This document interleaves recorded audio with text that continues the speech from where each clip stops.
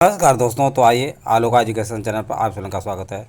दोस्तों, आज हम लोग चर्चा करेंगे दिल्ली सल्तनत 1200 से 1526 तक इनका शासन था, जिनके प्रमुख शासकों के बारे में हम लोग आज चर्चा करेंगे। तो ध्यान रखिए। देखिए, आइए। इलबारी वंश। इलबारी इलबारी वंश। इलबारी वंश यानी गुलाम वंश के शासक। गुलाम वंश में लगभग 11 शासक हुए। कितने?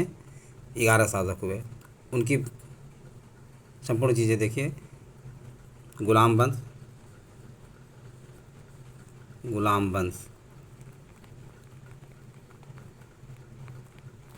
गुलाम वंश में दोस्तों जो है, पहला शासक हुआ कुतुबुद्दीन ऐबक। ये कुतुबी राजवंश का था। कुतुबुद्दीन ऐबक पहला शासक। कुतुबुद्दीन ऐबक। कुतुबुद्दीन कुतुबुद्दीन ऐबक। इसका शासनकाल था दोस्तों जो है 1206 से 1210 ईस्वी। कब? 1206 से 1210 ईस्वी तक था। 1206 से 1210 ईस्वी तक था। इसकी राजधानी कहाँ थी? लाहौर थी। इसकी राजधानी लाहौर थी। राजधानी जो है कहाँ थी? लाहौर थी। कुतुबुद्दीन ऐबक 1206 से 1210 इसमें गद्दी बैठा। 1206 इसमें गद्दी बैठा और 1210 ईस्वी तक चला था, और इसकी राजधानी लाहौर थी। ये कुतुबी राजवंश का था। किस किस वंश का था? कुतुबी राजवंश का था। ध्यान रखिएगा, कुतुबी राजवंश संबंधित था। दूसरा शासक हुआ आराम शाह। दूसरा कौन हुआ? आराम शाह। दूसरा शासक आराम शाह। आराम शाह दूसरा शासक जो है आराम शाह हुआ दोस्तों, और इसका शासनकाल था 1210 ईस्वी तक, यानी ज़्यादा नहीं था, 1210 ईस्वी। और तीसरा शासक हुआ दोस्तों जो है इल्तुतमिश। कौन हुआ? तीसरा शासक इल्तुतमिश हुआ। ध्यान रखिएगा। नेक्स्ट, तीसरा शासक इल्तुतमिश हुआ। कौन? तीसरा शासक दोस्तों ध्यान रखिए। तीसरा शासक इल्तुतमिश हुआ। इल्तुतमिश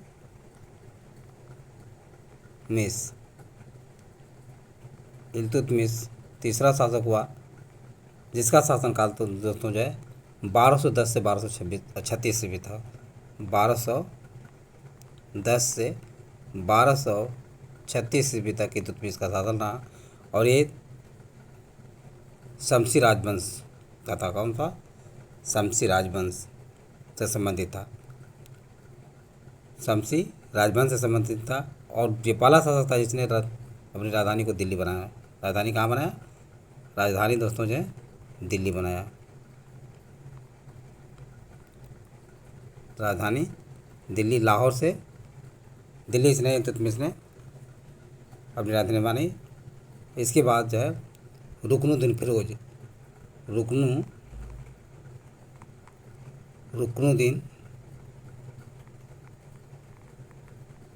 रुकनुद्दीन फिरोज गद्दी पर बैठा, और इसका शासनकाल था 1236 ईस्वी तक था। कितने तक था? 1236। क्रम ध्यान रखिए दोस्तों। रुकनुद्दीन ज़्यादा दिन तक जो है शासन नहीं किया। इसके बाद रजिया सुल्ताना। कौन? रजिया सुल्ताना। रजिया सुल्ताना जो है रजिया सुल्ताना रजिया सुल्तान गद्दी पर बैठी, और इसका शासनकाल था 1236 से 1239 ईस्वी। कितना था? 1236 से 1239 ईस्वी तक रजिया जो है दिल्ली की गद्दी पर आसीन थी। रजिया सुल्तान के बाद जो है मुइजुद्दीन बहराम शाह। कौन? मुइजुद्दीन बहराम शाह गद्दी पर बैठा। मुइजुद्दीन बहराम शाह गद्दी पर बैठा है। इसका शासनकाल था 1240 से 1242 ईस्वी तक। कितना था?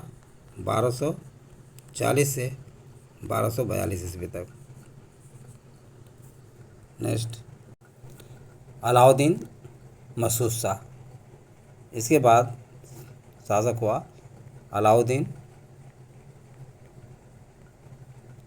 मसूद शाह।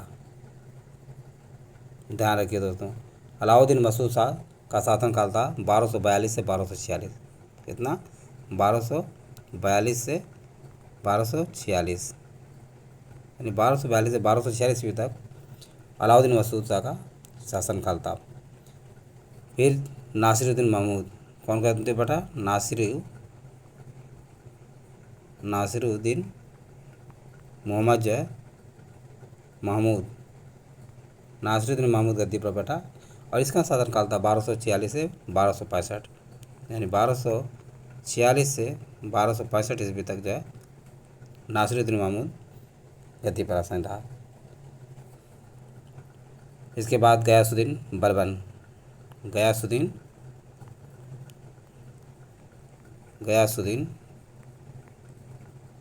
बलबन जो है गद्दी पर बैठा।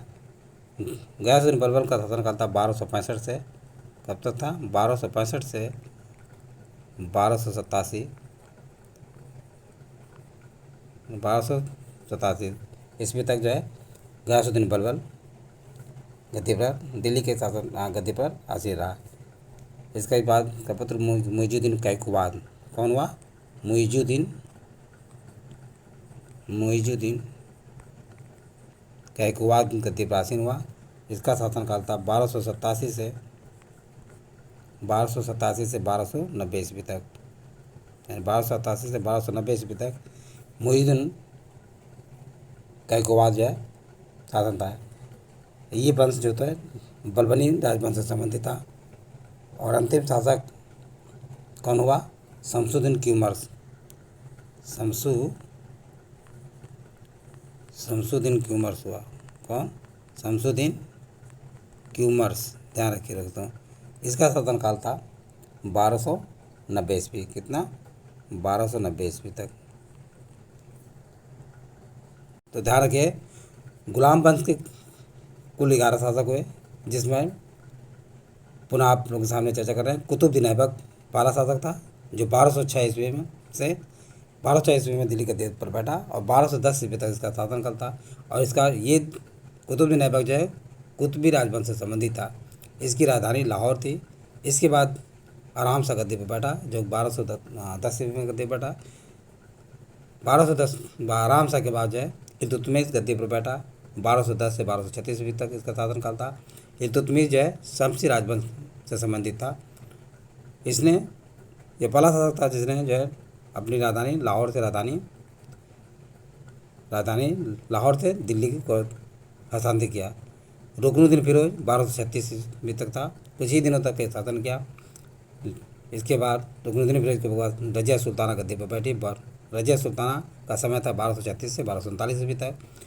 मुइजुद्दीन बहराम शाह का शासनकाल था 1240 से 1242 ईस्वी तक। ये बातें ध्यान रखिए दोस्तों, क्रम सजाने के लिए आ जाता है।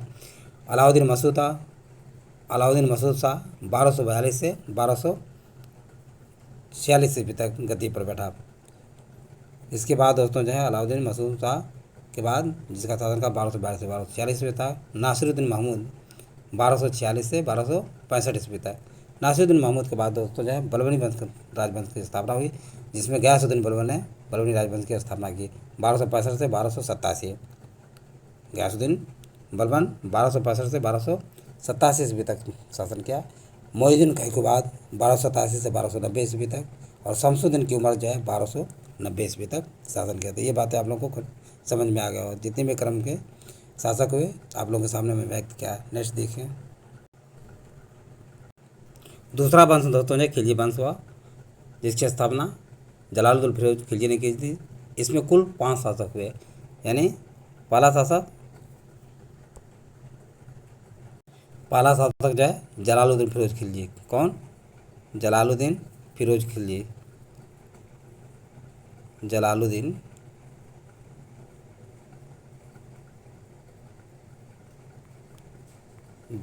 फिरोज खिलजी हुआ, जिसका शासनकाल जो है 1290 से कितने तक था? 1296 ईस्वी तक, यानी 1290 से 1296 ईस्वी तक जलालुद्दीन खिलजी गद्दी पर आसीन रहा। इसके बाद इसका भतीजा अलाउद्दीन खिलजी कौन हुआ गद्दी पर बैठा? अलाउद्दीन अलाउद्दीन खिलजी। अलाउद्दीन खिलजी का शासनकाल दोस्तों था 1296 से लेकर के, ध्यान रखिए, 1296 से लेकर के कितने ईस्वी था? 1316 ईस्वी तक। कितने? 1316 ईस्वी तक गद्दी पर बैठा अलाउद्दीन खिलजी रहा। कितने तक? 1296 से लेकर के 1316 ईस्वी तक।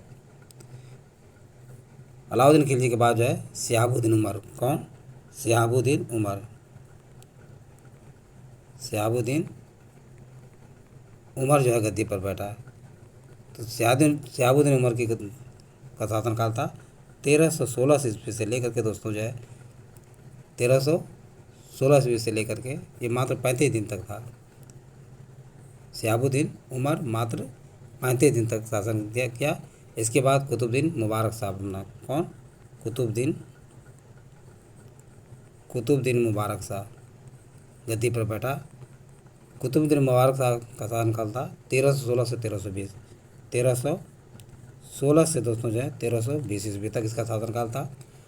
फिर नासिरुद्दीन खुसरो खां, यानी नासिरुद्दीन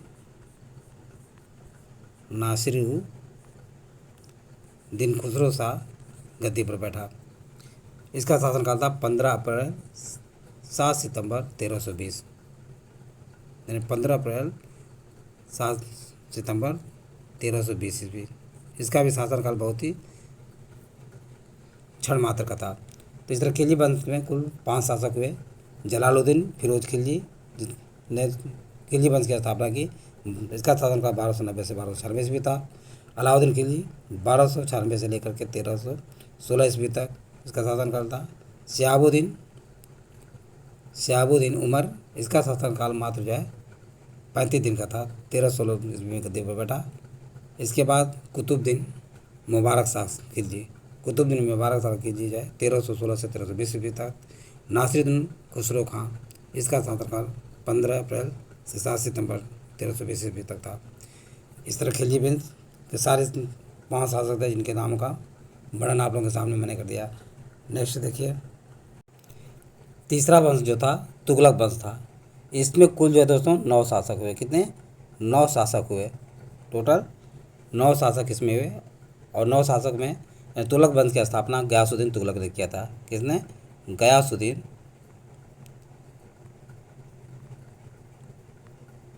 गयासुद्दीन तुगलक ने किया था।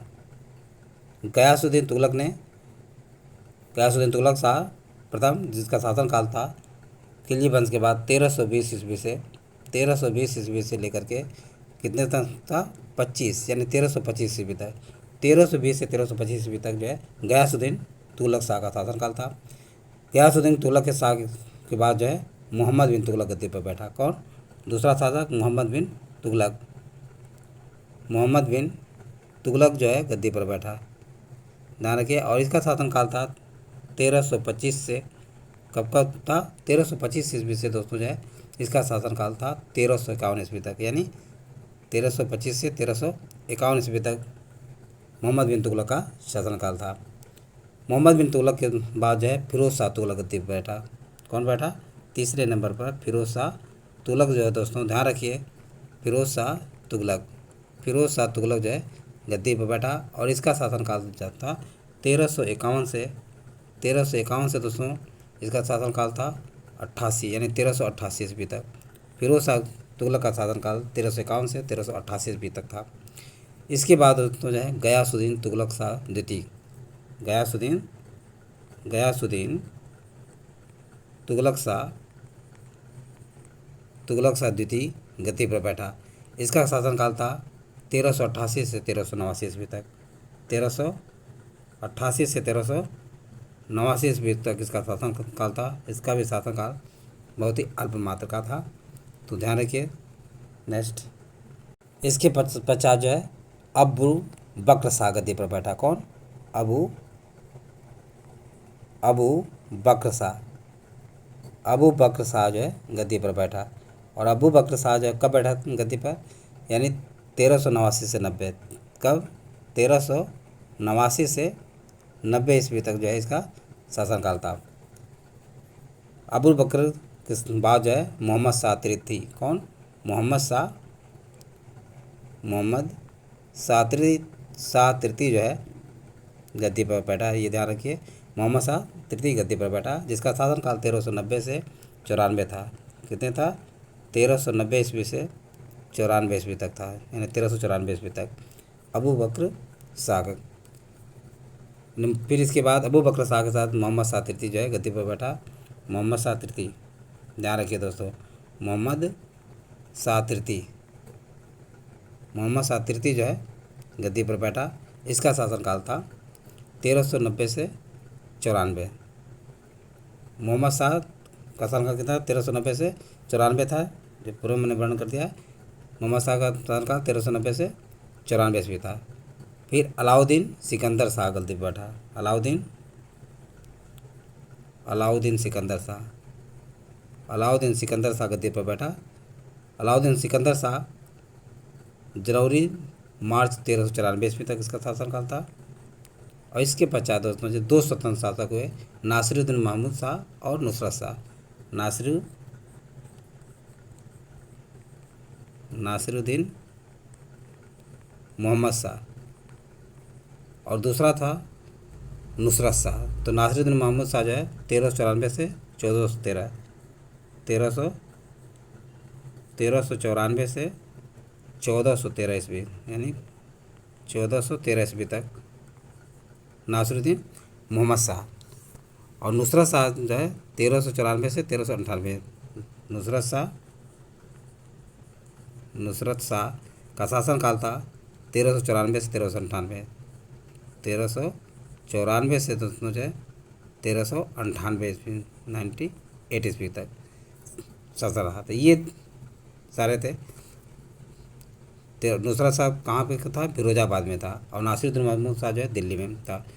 तो ये सारे शासक जो है तुगलक वंश के थे, जो कि कुल शासकों की संख्या 9 थी। इसको पूरा देखिए। पहला शासक तुगलक वंश की जो स्थापना किया गयासुद्दीन तुगलक था। गयासुद्दीन तुगलक शाह प्रथम था, जिसका शासनकाल 1320 से 1325 ईस्वी था। दूसरा शासक गयासुद्दीन तुगलक के बाद जो मोहम्मद बिन तुगलक हुआ, जिसका शासनकाल जो है 1325 से 1351 ईस्वी तक था। मोहम्मद बिन तुगलक के बाद जो है फिरोज शाह तुगलक दिल्ली की गद्दी पर बैठा, जिसका शासनकाल 1351 से 1388 ईस्वी तक।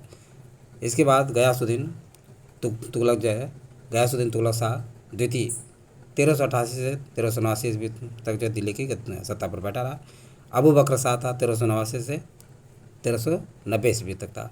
मोहम्मद शाह तृतीय था दोस्तों जो है, जिसका शासनकाल जो था 1390 से 1394 ईस्वी तक था। इसके बाद अलाउद्दीन सिकंदर शाह गद्दी पर बैठा। अलाउद्दीन सिकंदर शाह जनवरी मार्च 1394 ईस्वी तक इसका शासनकाल था। अलाउद्दीन सिकंदर शाह के बाद जो है दिल्ली में 2 स्वतंत्र शासकों का जन्म हुआ। नासिरुद्दीन महमूद शाह, जो कि दिल्ली पर की गद्दी पर बैठा, 1394 से 1413 ईस्वी तक शासन था। नुसरत शाह, जिसका शासन फिरोजाबाद था, 1394 से 1398 ईस्वी तक था।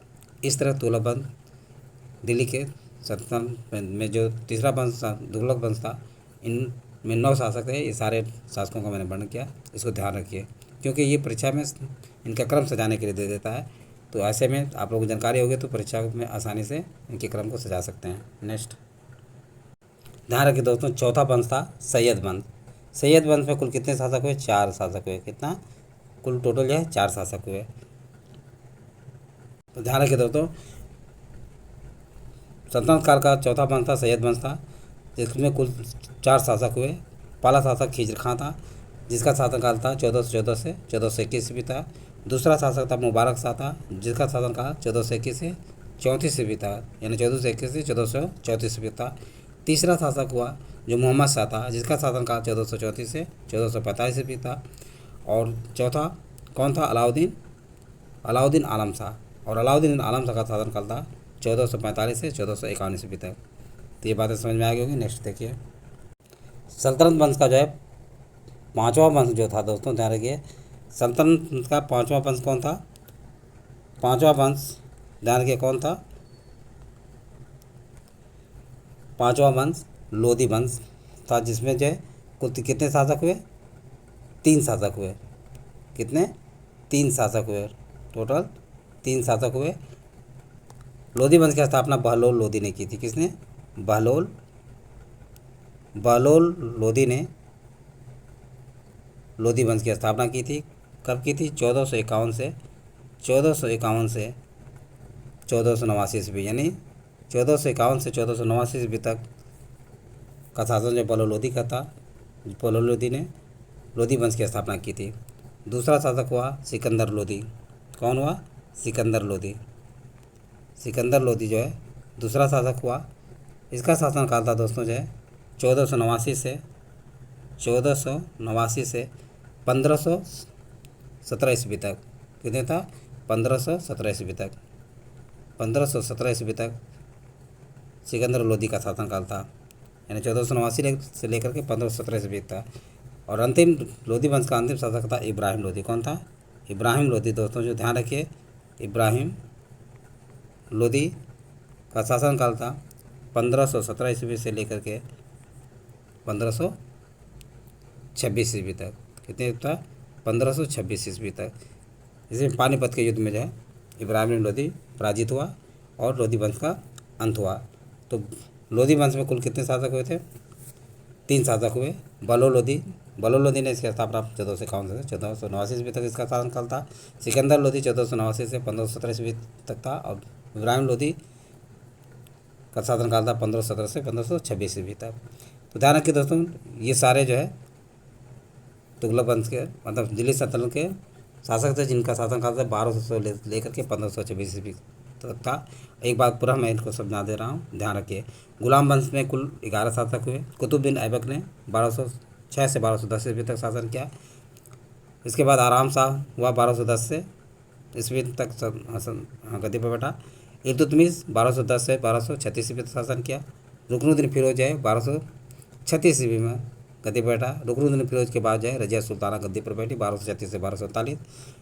मुइजुद्दीन बाराम शाह रजिया सुल्ताना के बाद गद्दी पर बैठा, जिसका शासनकाल 1240 से 1242 ईस्वी था।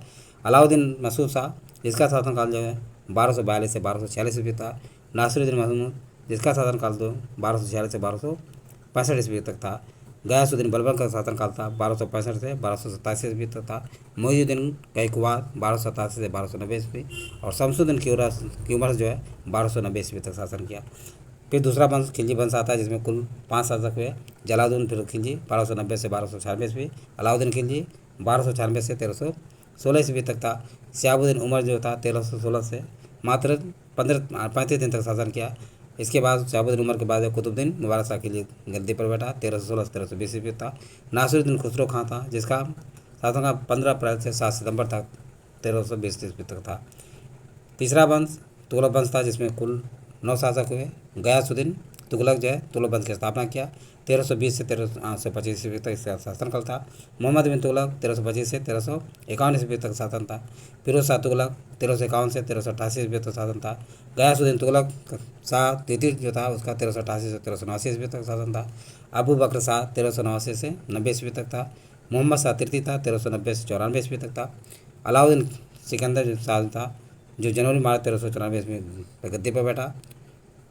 इसका शासनकाल बहुत ही अल्प था। इसके बाद 2 स्वतंत्र शासक हुए। नासिरुद्दीन महमूद शाह दिल्ली से 1394 से 1413 ईस्वी तक। और नुसरत शाह 1394 से 1398 ईस्वी तक फिरोजाबाद में शासन किया। चौथा वंश सैयद वंश है, जिसमें कुल टोटल जो है 4 शासक हुए। खिजर खां 1414 से 1421 ईस्वी तक। और मुबारक शाह जो है 1421 से 1434 ईस्वी तक। मोहम्मद शाह 1434 से 1445 ईस्वी तक शासन किया। अलाउद्दीन आलम शाह खिलजी सैयद वंश का अंतिम शासक था, जो कि 1445 से 1451 ईस्वी शासक था। अंतिम सल्तनत काल का जो है वंश था लोधी वंश था, जिसमें 3 शासक हुए। बहलोल लोधी 1451 से 1489 ईस्वी। सिकंदर लोधी 1489 से 1517 ईस्वी। इब्राहिम लोधी 1517 से 1526 ईस्वी तक। इसी के समय पानीपत का प्रथम युद्ध हुआ, जिसमें कि इब्राहिम लोधी पराजित हुआ और बाबर ने क्या मुगल वंश की स्थापना की। दिल्ली सल्तनत का वास्तविक संस्थापक कौन था? इल्तुतमिश था दोस्तों। दिल्ली सल्तनत का वास्तविक संस्थापक था। इसका शासनकाल 1210 से उन्हें 1210 से 1236 ईस्वी तक था। इल्तुतमिश दिल्ली सल्तनत का वास्तविक संस्थापक माना जाता है। इल्तुतमिश ने दिल्ली सल्तनत के स्थायित्व के लिए अनेक कार्य किए, जैसे तुर्कान ने चालगानी का गठन किया, विरोधियों का दमन, नवीन प्रकार के सिक्कों का प्रारंभ किया। इल्तुतमिश ने सुल्तान ए आजम की उपाधि धारण की। इल्तुतमिश ने क्या धारण किया था? सुल्तान ए आजम की उपाधि धारण की थी। यह दिल्ली को राजधानी बनाने वाला प्रथम शासक बना। दिल्ली पर शासन करने वाले कुतुब बिन ऐबक ने कुतुबी, इल्तुतमिश ने शमसी व बलबन में बलबनी वंश की स्थापना की थी। तो ये सारी बातें आप लोगों को समझ में आ गया होगा। यदि वीडियो अच्छा लगा हो तो इसे सब्सक्राइब व लाइक अवश्य करें तथा अपने सगे समझे दोस्तों को शेयर करना न भूलें। थैंक यू दोस्तों, नेक्स्ट वीडियो में मिलेंगे।